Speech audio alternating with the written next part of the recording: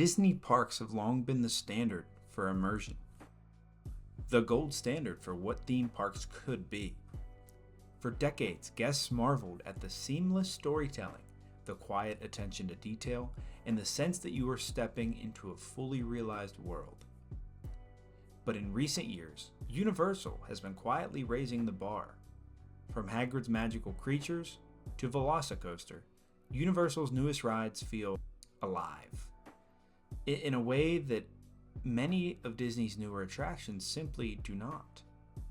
In this video, we're going to explore what makes Universal rides feel so immersive, why Disney sometimes struggles to create the same sense of presence, and what the differences say about the evolving philosophy of theme park design.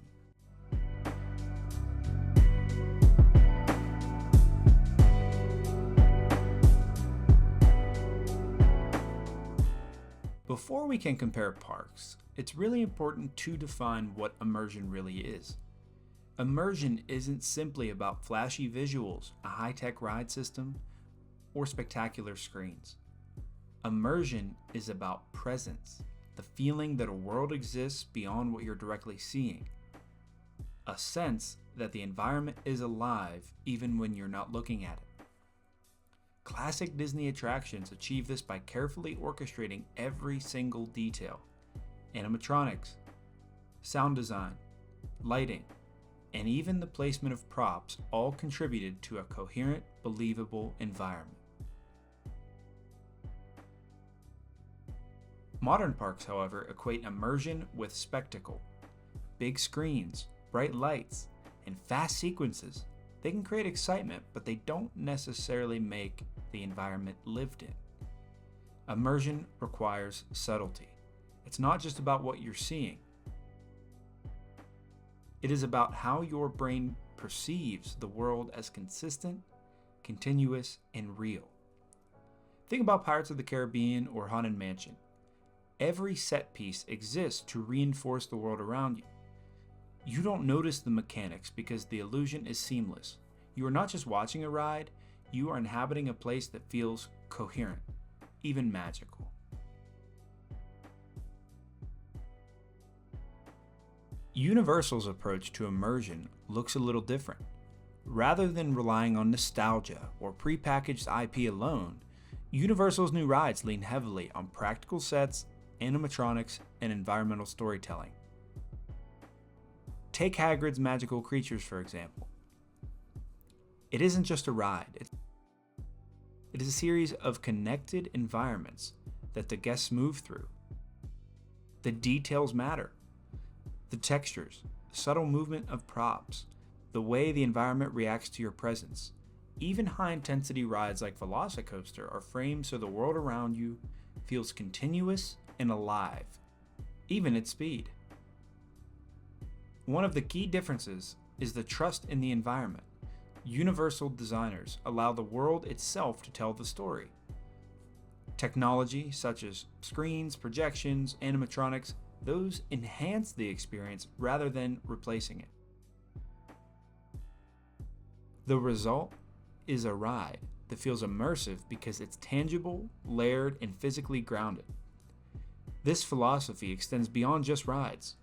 Theming in Universal parks consistently pays attention to small environmental cues, like textures, sight lines, and even guest flow, all reinforce this world.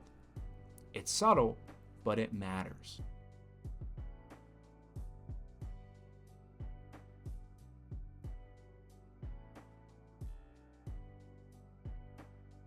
Disney's approach has shifted in the modern era, largely due to time constraints, budget pressures, and reliance on recognizable intellectual properties.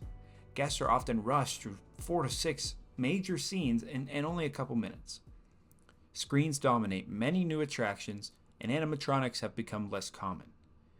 Technically speaking, these rides are impressive.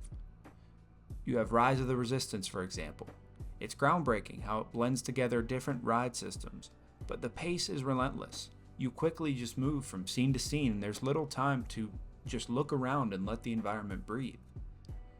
While again, it's visually spectacular, These rides sometimes lack the sense of continuity that creates true immersion. When you're just bouncing from scene to scene and you don't have time to appreciate what's going on, you can't fully enjoy the environment.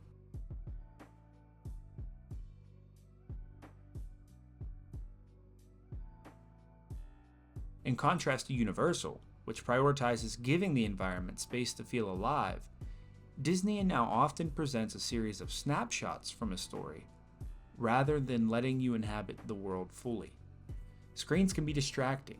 The ride's magic sometimes feel like it's happening somewhere else, not in the space that you're currently in. That's not to say these rides are bad. They're incredible feats of engineering and storytelling, but from an immersion perspective, there's a noticeable difference between watching the story unfold and feeling like you're a part of it.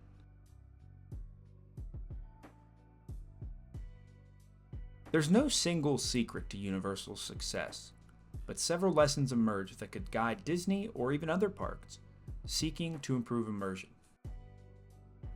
Step 1. Trust the environment. Let the physical sets and the props carry the story. Technology should support the world, not completely replace it. Step 2. Pace matters. Slower, deliberate sequences allow the guest to absorb the environment and to feel present. Step 3. Details are everything. Small textures, props, and environmental cues make the difference between a scene you observe and a world you inhabit.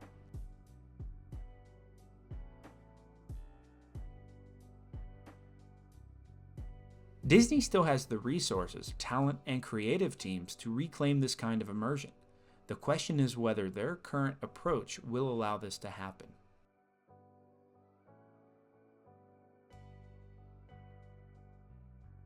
So what do you think? Do Universal parks feel more immersive to you? Or do you still prefer Disney style? Love to hear your thoughts in the comments. Thank you for watching. As always, this is Faceless Disney.